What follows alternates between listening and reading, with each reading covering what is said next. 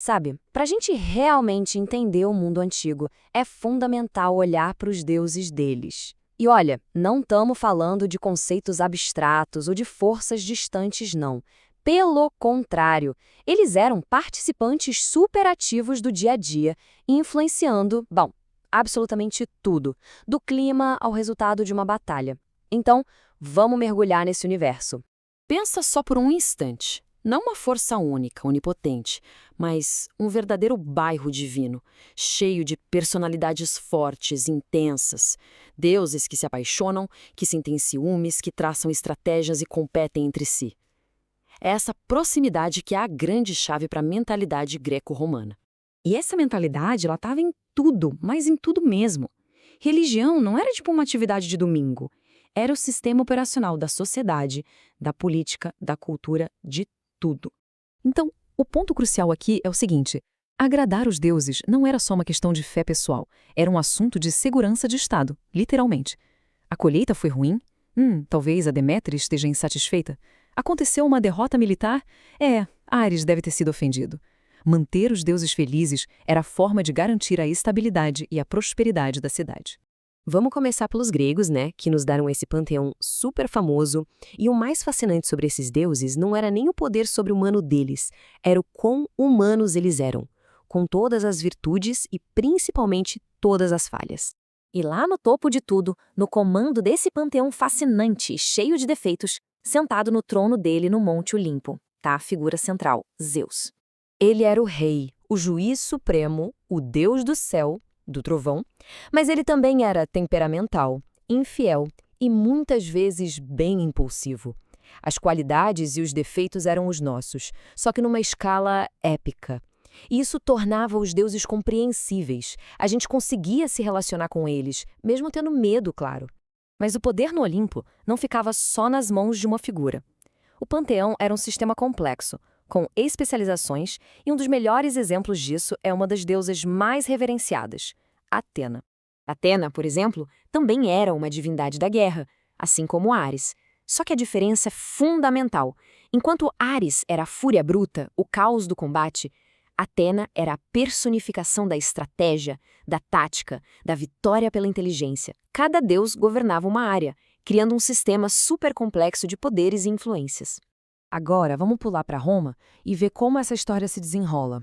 Os romanos, sempre muito práticos, olharam para o panteão grego e o adaptaram com uma abordagem mais formal, quase como um negócio. Essa frase em latim resume perfeitamente a religião romana. Do ut des, eu dou para que você me dê. Era um contrato, simples assim.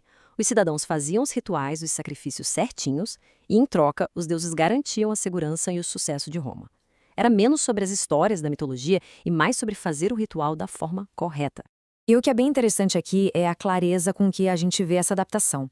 Quando Roma entrou em contato com a cultura grega, eles não simplesmente trocaram de deuses. Não, eles fizeram uma identificação. As divindades romanas foram mapeadas em cima das gregas. Zeus virou Júpiter, Ares virou Marte e assim por diante. E esse processo todo tem um nome: sincretismo.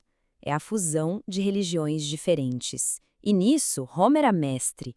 Ao absorver os deuses de outros povos, eles também absorviam e pacificavam esses povos. A religião virava uma ferramenta para integrar o império. Ok, a gente já viu os gregos, já viu os romanos, mas vamos simplificar um pouco. Quais eram as regras fundamentais que governavam todo esse sistema de crenças? Bom, primeiro, o antropomorfismo. Os deuses pareciam e agiam como humanos. Segundo, a especialização. Um deus para o mar, outro para o comércio e por aí vai. Terceiro, a localidade. A cidade de Atenas tinha Atena como sua protetora especial. E talvez o mais importante de tudo, a não exclusividade.